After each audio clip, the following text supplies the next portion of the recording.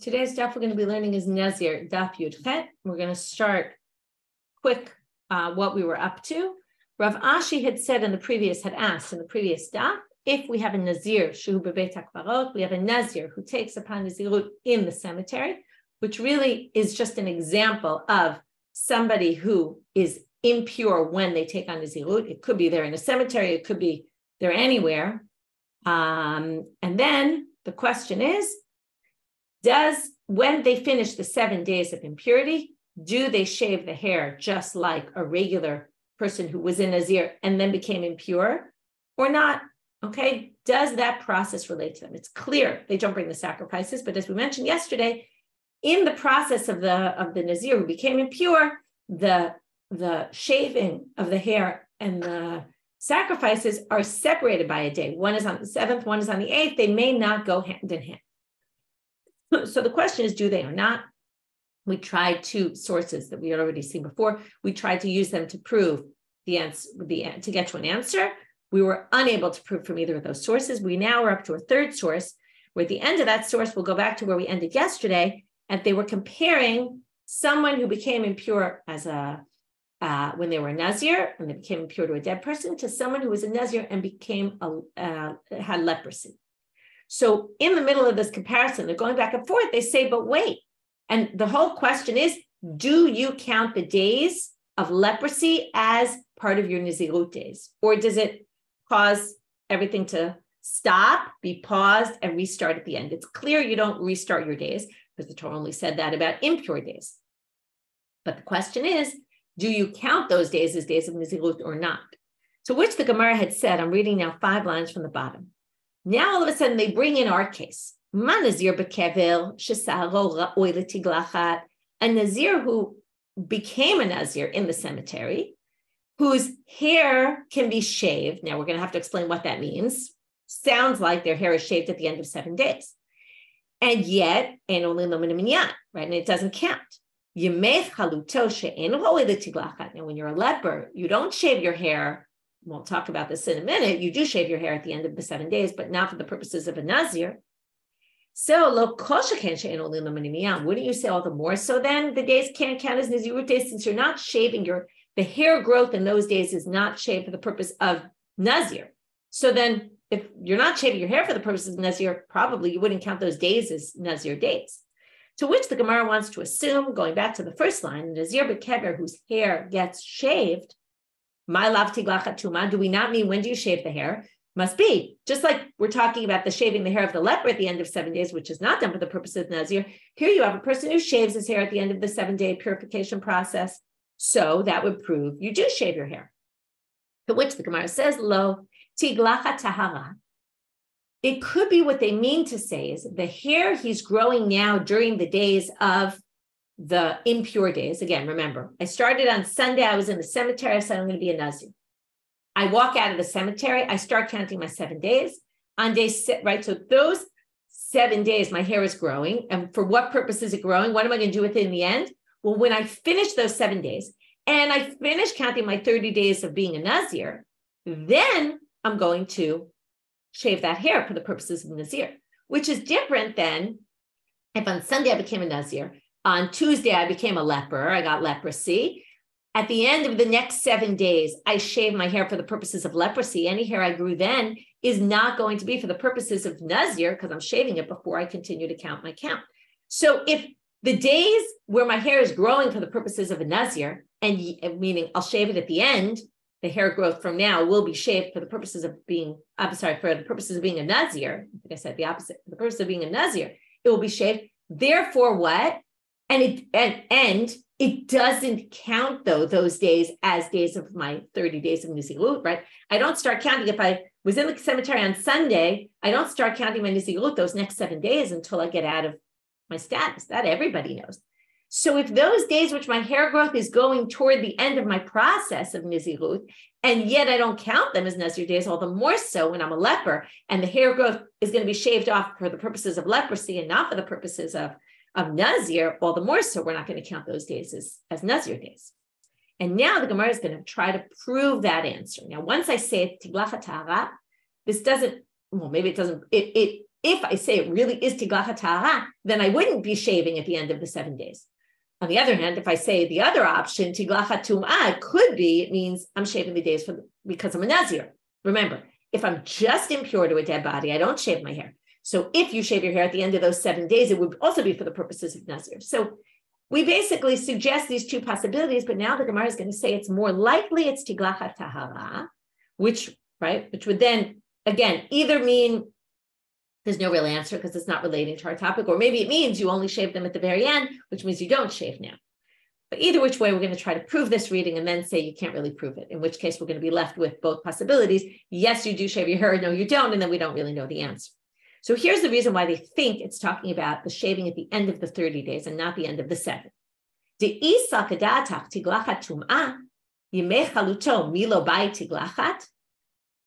If you're saying it's the shaving at the end of the 7 days, and then you're saying the Nazir has a shaving at the end of 7 days, and the Mitzorah doesn't, the leper doesn't have a shaving at the end of 7 days. So if it's the 7 day shaving, what are you talking about? A Nazir also has shaving at the end of 7 days.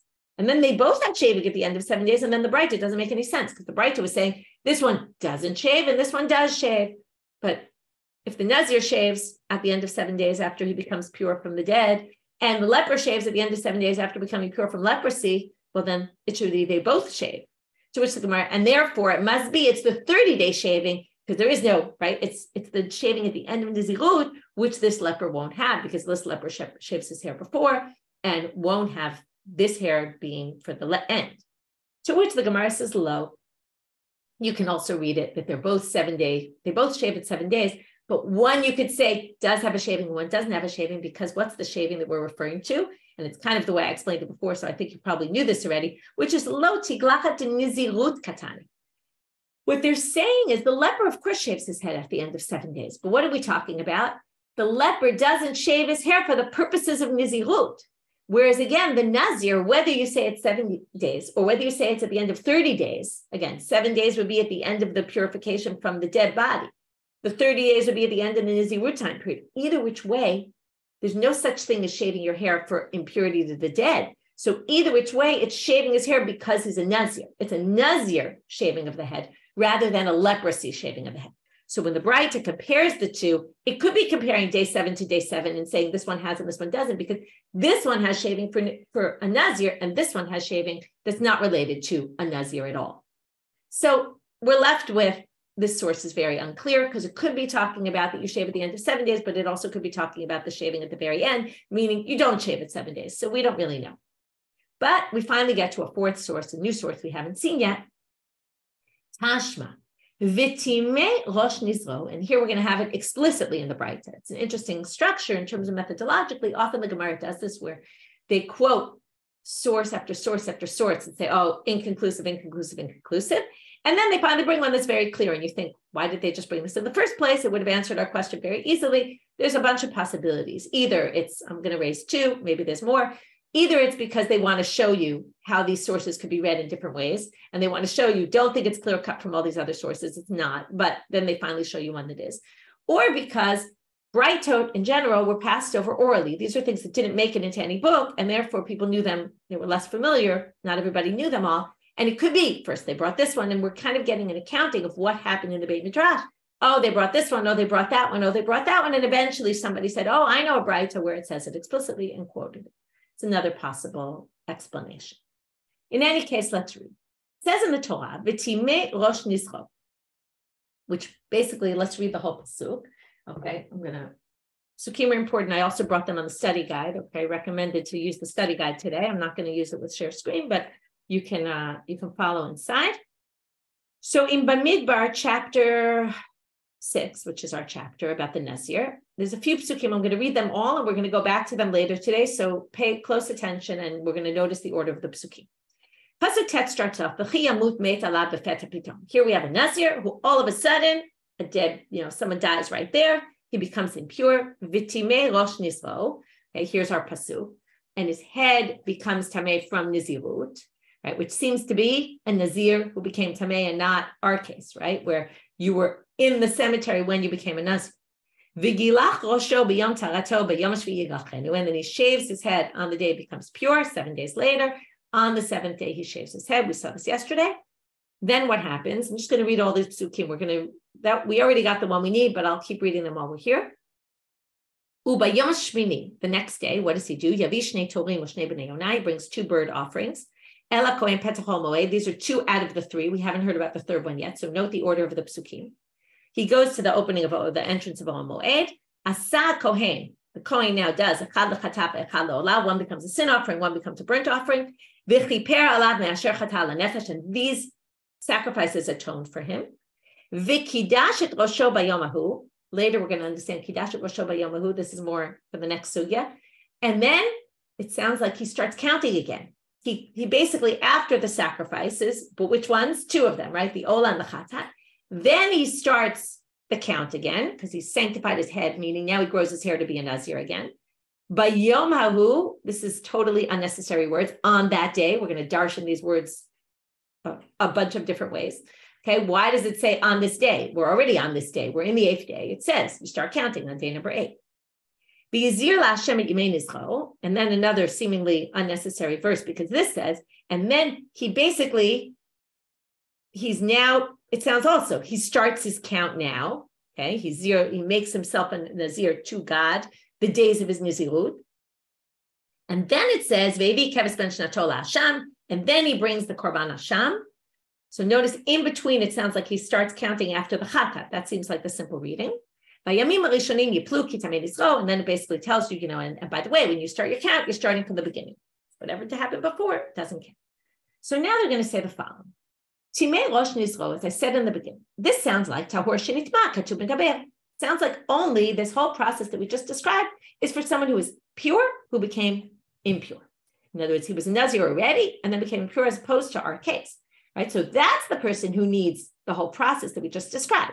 Havarat se'ar, shaving the head, havaat siporim, bringing the bird offerings, v'liftor et hanazir bekever. And that comes to exclude someone who took upon Nazirut while they were impure, while they were in the grave, in the cemetery. She'ein ta'un havarat se'ar v'havaat siporim. Here you see it explicitly. They don't need to shave and they don't bring the sacrifices. So we knew they didn't bring the sacrifices, but it wasn't clear that we didn't shave. Now it becomes clear from this braita. Now, this is a classic structure of a braita that's called the Midrash Halacha, where why is it called the Midrash Halacha? Because instead of the Mishnah, which usually just states the Halacha, this is going back and saying, where do we know the Halacha from the verse? Connecting it to the verse. And often the structure is, they derive it from a verse, but then they kind of throw it up in the air and say, well, how do you know it's this? Maybe logic would state, or maybe from a different pasuk you would think otherwise. In this case, it's going to be logic. Maybe halo advarim kavachomer. You could have said the opposite from a kavachomer, and then they're going to end with, and that's why you need the pasuk to tell you no. So what might you have thought? If you were tahor and you became impure, you would need this whole process. Wouldn't you think? One who was worse because started off impure. Wouldn't you think? Wouldn't you think? Of course they would need someone. You're in a worse state, they think, logically, if you were never pure to begin with. Obviously, we've proven the opposite, but here they're suggesting you could bring a logical argument saying this, and therefore you might need it.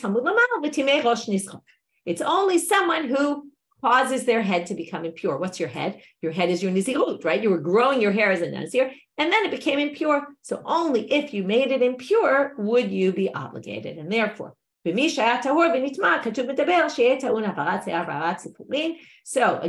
the pasuk is only talking about if you were pure and you became impure. That's when you need to shave and bring the sacrifices. And to exempt one who became a Nazir in the kever, who doesn't need any of this process. All you need to do is get out of your impurity, which is the usual, right? Which you can find in Parshat Chukat, how to do the paraduma and the sprinkling and the 3rd day and the 7th day and the min. Okay? Shma mina. So here we finally have an answer to Rav Ashi. So first part of today's stuff is just finishing up our 4th source we finally brought. 4th source that actually proves Rav Ashi. Next, not proves, brings an answer. The answer is no shaving for someone who became a Nazir in the cemetery, or again, any kind of case. This is just an example, right, of someone who was impure when they took upon Nazirut. Now we're going to get into a source. What's happening now is we're going back to a source we mentioned previously in the context of all our discussions. We brought up this ein bein breita. Remember, there's no difference between this and that, okay, other than ein bein nazir tahor ein bein tamesha nazal l'nazir tahor. The only difference between them is what? L'nazir tahor shenitma. The only difference between someone who took upon nazirut when they were impure and someone who was pure and a nazir and then became impure. Ela shetamesha nazal shvi'i shelo olelo min minyan. So now they're going to say, what's the only difference? If I was tameh and I took upon nazirut, now we already said this, right? Since there's no sacrifice on the 8th day, there's nothing on the 8th day. So immediately on day 7, as soon as, a little bit of the day passes, I'm already, and also I've finished my process of purification. I went to the mikveh and all that, and I sprinkled the paraduma waters. Now I already start counting my nazirut on day 7. But if I was in Nazir Shenitma, because I have to bring sacrifices, that's going to push me off a day, and I can only start counting my nazirut from day 8. That's the only difference. So now let's go back to how we quoted this. Man Tana Hadatanu Rabbanan. They want to know who's the Tana. And this is the topic that's going to interest us for the rest of today, which is when does a Nazir Shenitma? Now we're moving off of our topic, okay, of a Tameh Shenazal, which is I was in the cemetery and I took upon Nazirut. We're moving now to a typical Nazir Shenitma. I was a Nazir. I became Tameh. I go through this purification process. I have to shave on day 7. I have to bring the sacrifices on day 8. When do I start counting? So this source is very clear, but we're going to see from the fact that the Gemara is asking who's the Tana of this source, we're going to learn that there's different opinions about this. We're actually going to eventually see 4 opinions. Now you might say, okay, I can think of 2, 7 and 8, but what's 4? Where do we get to 4 different opinions, right? It's not 9 and 10, so we're going to have to see what it is. I'll already tell you it's going to be dependent, and that's why I read you the verses before, on which sacrifices have to be brought before you can start counting. Some are going to say it's not just day 8, it's day 8 with sacrifices, okay? Either the chatat or the asham, we're going to see. Okay, that's going to be more toward the end of the daf. So the first thing we're going to do is the structure right now, we're going to think that it's just a machloka between 2 people. They're only going to tell us about 2 opinions. And they're going to basically say, this breita holds by this opinion. Then they're going to show us the machloket, okay, where we see who says what. That, or not where we see, but they're just going to say, he says this, he says that. Then we're going to bring a Mishnah in Kritut, which is a Masechet all about things you get curried for. And we're going to say that Mishnah holds by the other opinion. And then they're going to say, what's the proof of each side? It's a little bit of a strange order. You would have expected the sugya would tell you, here's the machloket, here are their opinions and why they hold what they hold, and then say this source holds like him and this source holds like him. But instead, we're going to do this source holds like one, then tell us the machloket, then this source holds like the other, and then tell us the reasons behind the machloket. So that's going to be the structure for the next section. So now they're going to say the following. So again, this one says very clearly that a Nazir who became impure only starts counting on the 8th day. Amar Rav Chisda Rebbe, Rav Chisda says, this is Rebbe's opinion. That's what Rebbe holds. Rebbe holds you only start counting on day 8. To eat him or Rabbi Yossi Rabbi Yehuda, if you wanted to say it was Rabbi Yossi Rabbi Yehuda,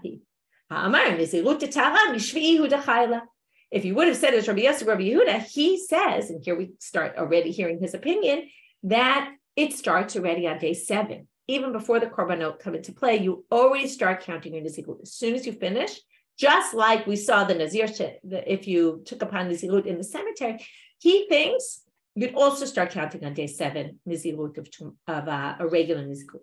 Okay, if you were a Nazir, became impure, as soon as you're pure again, the korbanot are not connected. Yes, they're important and they're part of this process, but you can already start counting your nazirut on day 7.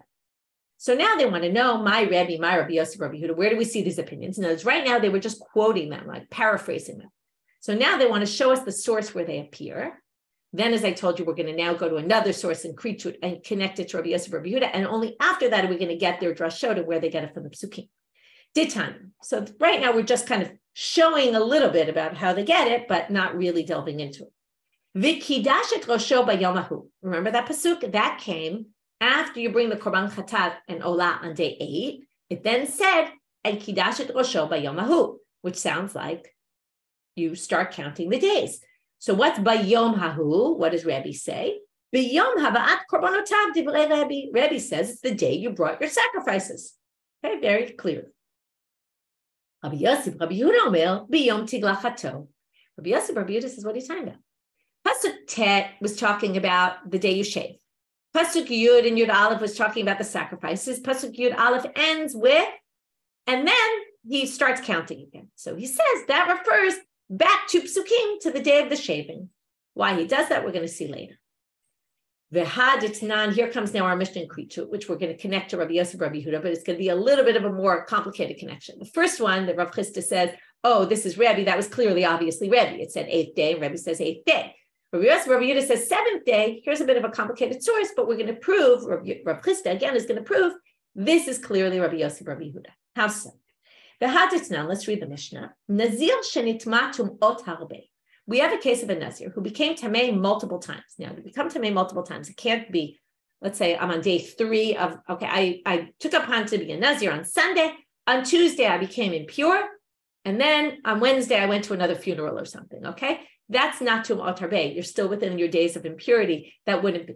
You would have to go out of the days of impurity, start counting Nazir again, and become impure again, okay? So that's what it means, tum'ot harbe. So let's say, right, I was on Tuesday, I became impure.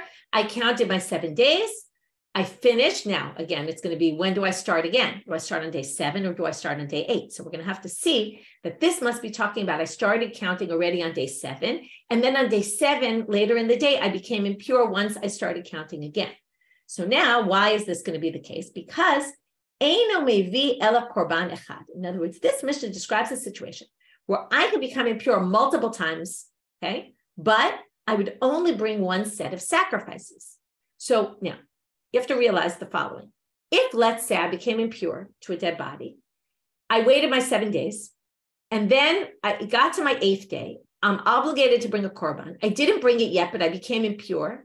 Since I already obligated myself to bring a korban, those 3 sacrifices, if I became impure today, I'd still have to bring that set of sacrifices from the first, and now I'll have to bring a new set, because once I'm obligated in the sacrifices, once that day kicks in, and I'm obligated in the sacrifices, at that point, if something happens to me and the same thing happens and I become impure again, I would have to bring a new set. And this says you don't have to bring a new set.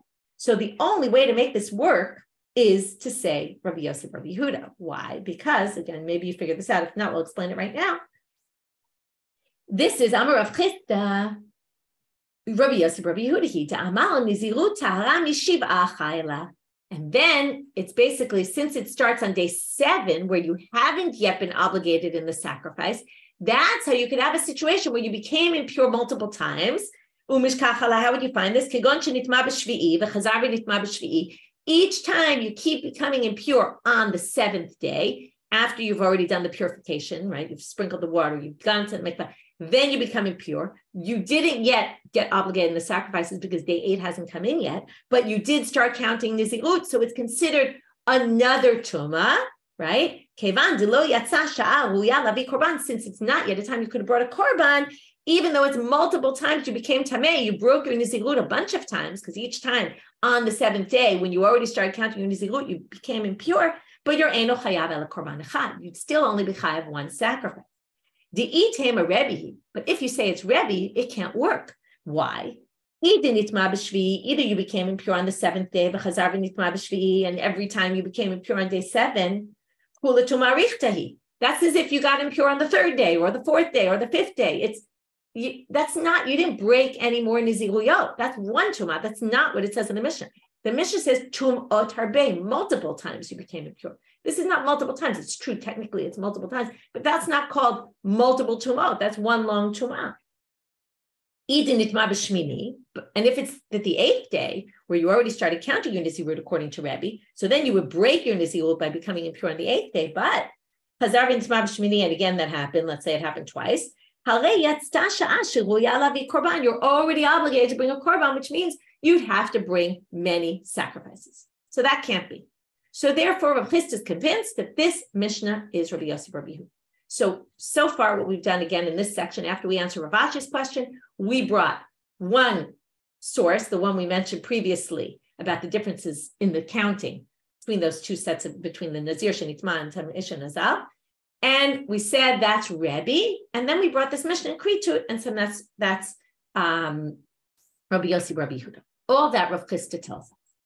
Now the Gemara wants to go back and understand Rabbi Yossi, Rabbi Yehuda a little bit better.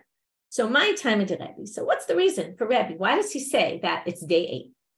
Amar Kra, because the pasuk says, "V'chiper alav me'asher chata lenefesh." Remember, bring your ola and chata, your 2 bird offerings, and that atones for you.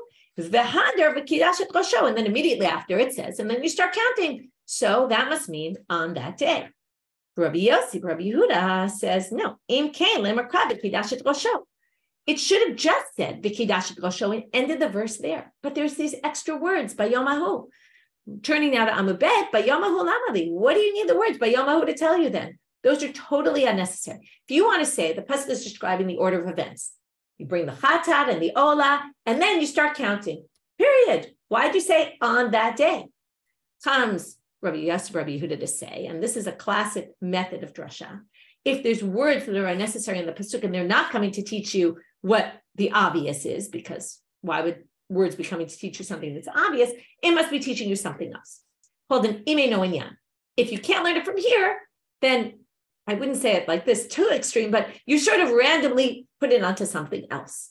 Okay? So ime no inyan l'shmini, tenei inyan l'shvi. Here it's not so random. It's saying what day are we referring to? If we're referring to the 8th day, we wouldn't need to say this day. So what other day is there? 7th day. So it must be going back to psukim to refer to the previous. After, on the day that you shave, that's the day that you start counting again. So now they say to Rebbe, well, what do you do with bayomahu, right? It's also unnecessary. You're right. Rabbi Yossi, Rabbi Yehuda had a good point. Rabbi Nami, haktiv bayomahu, right? This is our ping pong. What do you do with that one's pasuk? Amar lacha Rebbe, hahu lahachi hudat. Coming for the following thing, colon. Okay? Now, for what? Lomar lecha, af al pi shelo hevi korbonotav. Comes Rebbe and he says, what is bayomahu? If you just had the pasuk b'kidash et rosho, what would you assume? Which is your 8th day starts. You don't start counting immediately. When do you start counting? After you bring the ola and the chata, right? Why does it say bayomahu? To teach you on that day, even at when the 8th day comes in. So now what would be the relevance? If it comes in the 8th day, I didn't do my sacrifices yet, and I became impure. What would Rebbe say?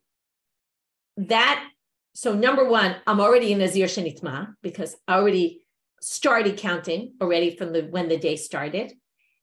But I wouldn't but I would have to bring a new set of sacrifices because I've already been obligated in the sacrifices, right?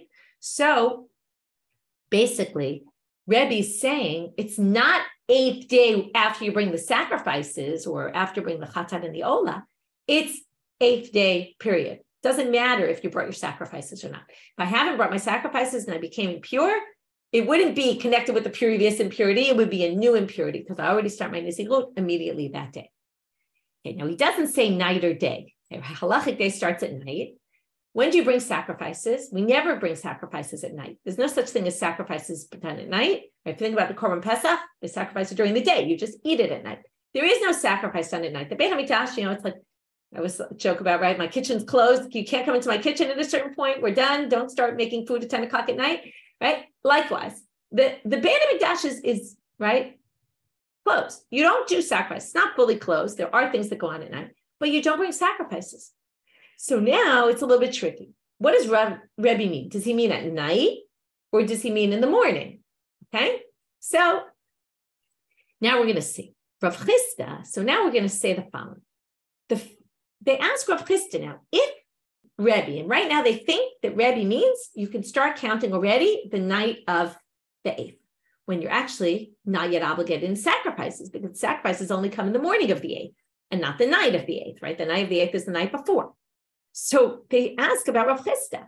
Why did you struggle to fit that Mishnah and creature according to Rabbi Yossi, Rabbi Yehuda? You could have fit it into Rebbe in the following way. Why did you say it has to be Rabbi Yossi Rabbi Chanina? You could have suggested it also fits into Rebbe, and how? What was his whole thing? It was complicated because he had to say, well, there's no way Rebbe could say this, so it has to be Rabbi Yossi Rabbi Yehuda. They said you could say the following. Look, Kigon, Dinitma, Dechazi. Okay, we can get rid of the word Dechazia. Tosfot gets rid of it, so I'm going to take the liberty not to read it. Dinitma Belel Shmini v'Rebbe. What if you became impure on the evening of the 8th? Now, according to this, Rebbe says you already start counting your nizirut, but what? But you're not obligated in a sacrifice yet. So theoretically, you could say you broke your nizirut, but you'd still only bring one korban because your obligation to bring the korban only kicks in the morning. Just like we said with Rabbi Yossi Rabbi Yehuda, on day 7, your obligation for the korban is tomorrow. So you'd only bring one korban because you're still becoming impure before you actually were obligated in the sacrifice. So now they make an interesting inference. There's actually a huge debate, and this comes up many times, about this 8th day. First of all, the 8th day is not just here. There's many times where, like the Mitzvah, for example, we just talked about the leper, where you do something for 7 days, and on day number 8 in the morning, you bring a sacrifice. Now, the question is, since you can't bring a sacrifice at night, do we view it the way we just said? You're actually not obligated in the sacrifice at night because there is no such thing as sacrifice at night. Your obligation kicks in the morning. Or do we say your obligation kicks in at night? It's just, like I made the joke, the kitchen's closed, right? It's just, the temple's not operating right now. No sacrifices go on at this hour. But you are actually technically obligated. It's just there's, right, you're really obligated as soon as day 8 kicks in at night. Okay, so the fact that they don't, the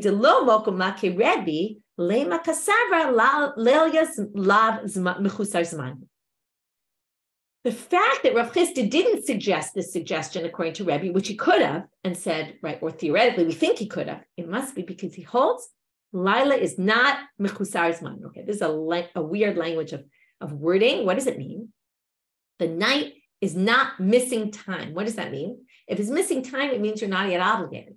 It's not missing time. That means you are obligated your sacrifice at night. You just technically can't bring it. You have a technical problem. It's closed.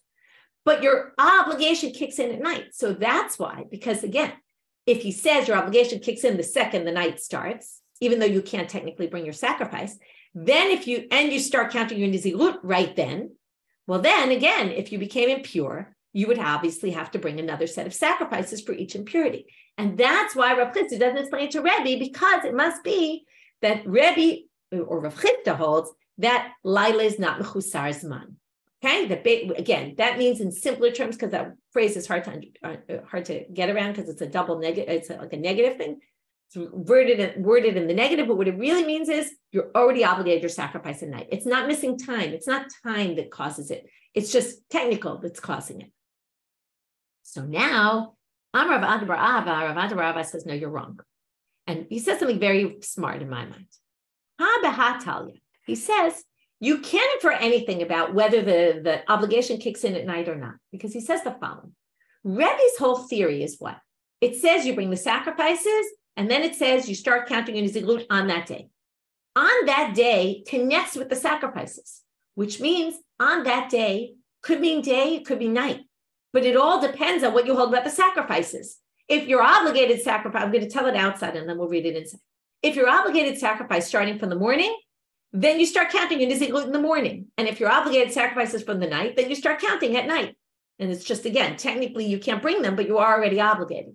So in other words, Rebbe, while he takes by Yom and he says it means that day, it means that day when the obligation for the sacrifices kick in, even if you haven't actually brought them. It's not dependent on the bringing of the sacrifices, but it's dependent on the obligation for the sacrifices, which then obviously means if they're going to go hand in hand, and as soon as your obligation for the sacrifices kicks in, that's when you start counting your new Nazir days, then obviously you're never going to have a case where you become impure many times once you're a Nazir already, and you won't have to bring another set of sacrifices, because those things go hand in hand.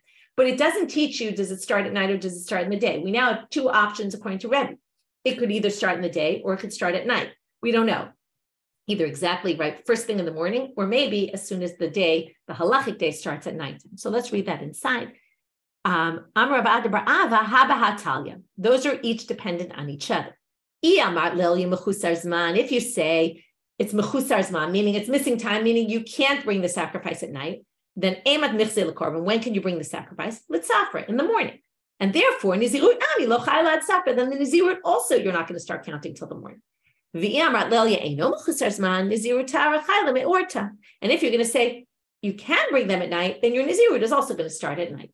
So basically, we had this aside where we tried to say the fact that Rav Chisda didn't explain that Mishnah, like Rebbe, maybe proves something about what he thinks about when the Chiyuv Korban kicks in. Because again, Rebbe says by Yom means that day, even if you haven't brought the sacrifices. So maybe that day means at night, and you're only obligated the sacrifices. You would then be obligated the sacrifices at night as well, because otherwise you'd be chayav again multiple sets of. You would be chayav only one set of korbanot, because the night would kick in. You wouldn't yet be obligated. And therefore, you wouldn't have to bring another set. But no, that doesn't prove anything about it because, again, Rebbe is either going to hold it's at night or he's going to hold the morning. We don't know which one, but it's all going to depend on where you sat in that debate about the sacrifices, because the sacrifices in your Nazir starting go hand in hand. So when your obligation for sacrifices kicks in, that's when you start counting your Nazir. So this teaches you nothing about that machlok. Okay, now, before we start the last thing, I want to again review what we did so far. Finished answering Rav Ashi's question. Then we brought a braita that we had talked about before. We connected it to Rebbe. Then we said, oh, by the way, Rebbe argues with Rabbi Yossi, Rabbi Hanina. Here are the two, Rabbi Yossi, Rabbi Yehuda. Here are the two opinions. Then we brought the Mishnah in Kritud and said that matches Rabbi Yossi, Rabbi Yehuda. Then we went into what's the reasoning behind them, and we showed Babayomahu and how each one reads that. And then we tried to infer something about when you're obligated in the korban at night or in the morning. We didn't prove anything about that. And we basically showed that Rebbe thinks it all goes hand in hand. The ability to bring sacrifice, the chiyuv korban, the obligation goes hand in hand with when you start your nizirut. Whenever that kicks in, that's when you're nizirut. So Rebbe, we don't really know whether he means the night of the 8th or the morning of the 8th. Now we got the word gufa. Gufa normally means we're going to go back to something. It could be a Tanaitic source. It could be an Amora statement. Something that we mentioned before, and we're going to go in depth into it. In this case, it's not actually referring to an actual source that we mentioned before, but it's talking about this debate that we've been discussing. It's talking about the topic, rather than we're going in depth into this topic, rather than going in depth into something that was quoted before. Usually it opens a quote of something we've already seen. Usually you see this word, we're going to quote something we saw before. Not in this case. This is an exception, maybe another proof about Nazir and Nidarim having a bit of using words in a bit of a different way than they're used in other places. Now we're going to get to our 4 different opinions. Although this braita doesn't quote 4, this braita quotes 3 opinions. And in fact, Rabbi Yossi, Rabbi Yehuda, and Rebbe don't appear here at all. Although some people, I won't get into details, but think that the first opinion is actually Rebbe, but we're not going to explain it that way. We're going to say it's Rabbi Eliezer, who really seems to match Rabbi Yossi, Rabbi Yehuda, and then we're going to see the 2 other opinions. So nitma b'shvi'i v'chazar v'nitma b'shvi'i. This sounds similar to what we said before. You became impure on the 7th, and then again, you became impure on the 7th. Eino mivi ela korban echad.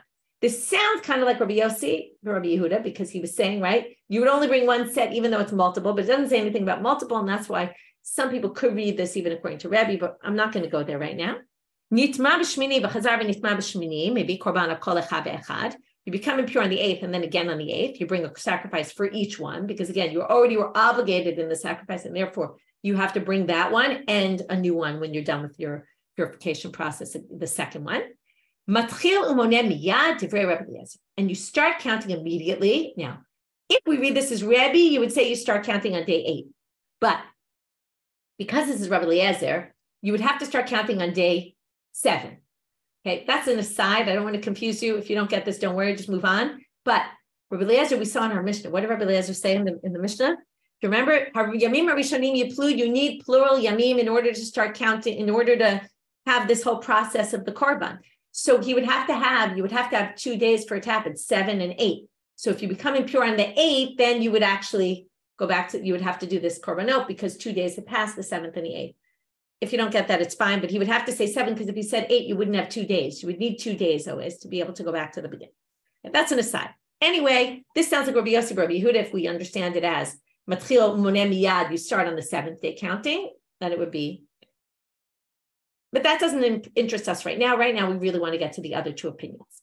Chachamim omrim, korban echad ala kol, ad she'avicha tatil. You're only going to bring one set of korbanot, even if you're on day 8, until you bring your korban chatat. This we haven't heard yet, although it makes perfect sense in the psukim. Because what did the psukim say? Bring your chatat and then start counting. So while Rabbi said it's dependent on your obligation for the sacrifices, he says it's depending on your actually bringing the sacrifices. Hevi chatato, but only the chatat, not the olah. Pay close attention. And not the asham, presumably because the asham's in the next pasuk.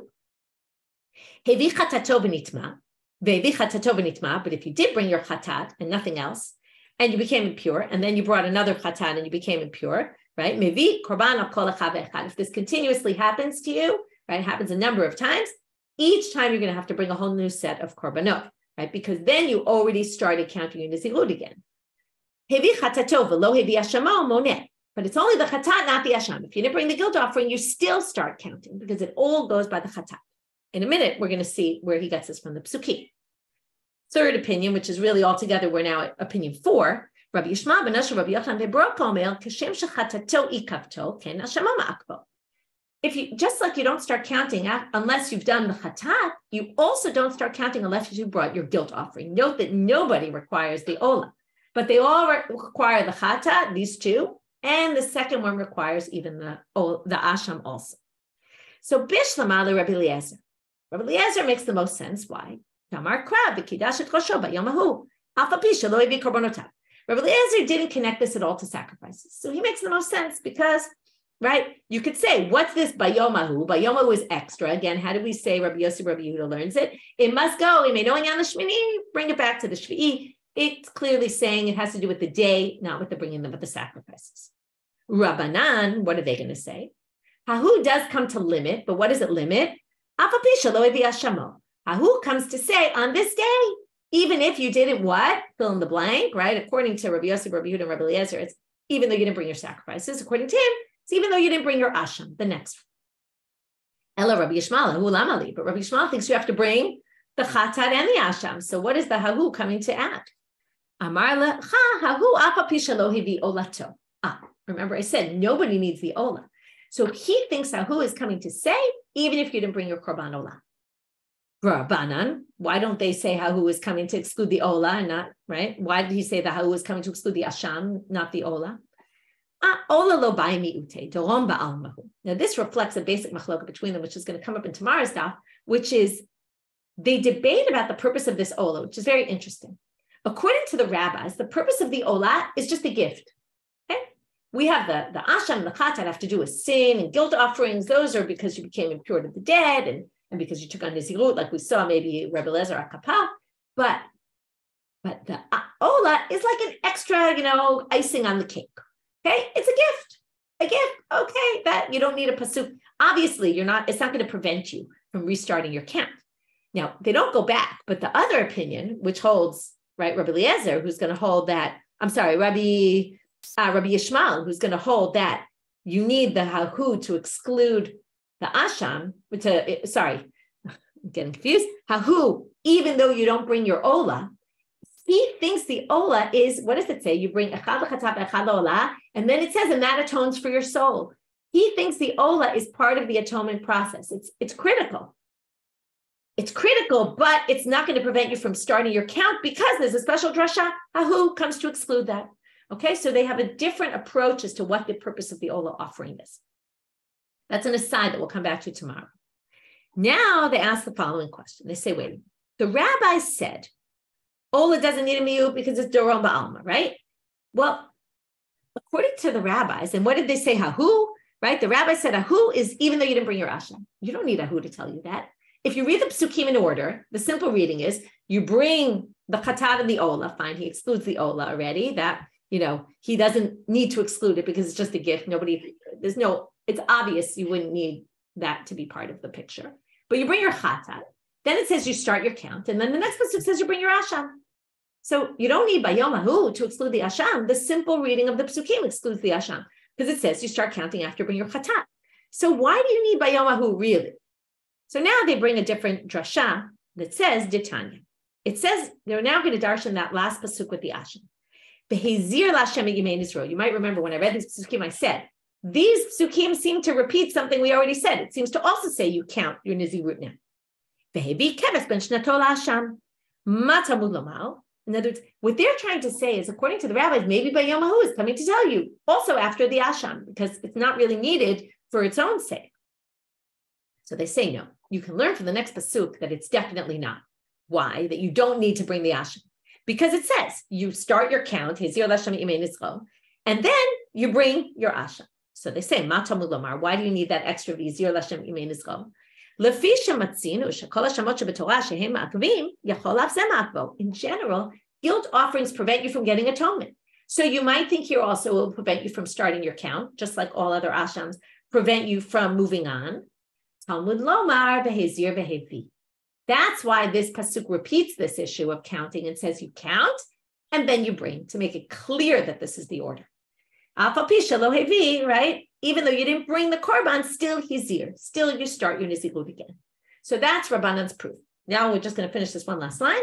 Rabbi Yishmael Omer, Benosha Rabbi Yochanan ben Brok Omer, Rabbi Yishmael, the one who says, now we have to, how does he read this psukim? It's very hard to understand. It says very clearly, you count, and then you bring your asham. And he said you have to bring your asham, and then you count.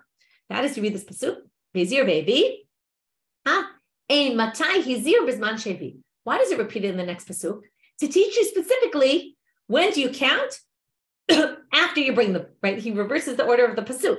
He says, you count and you bring the asham. That means you can only count once you brought the asham. And it says, you use that pasuk holistically. It's describing one time period. When you bring the asham, that's when you start to count. Okay, so what we've seen in the second part of this stuff is these different opinions that not only we have Rebbe who says day number 8, even if you didn't bring your sacrifices, and then we had Rabbi Yosef, Rabbi Yehuda, and Rabbi Eliezer, who presumably say day 7, but then we had these two opinions: is it after bring the chatat or after bring the asham? And then we had the whole ping pong. What do they each do with the different psukim? With that, we'll finish for today. Wishing everybody a Shabbat Shalom.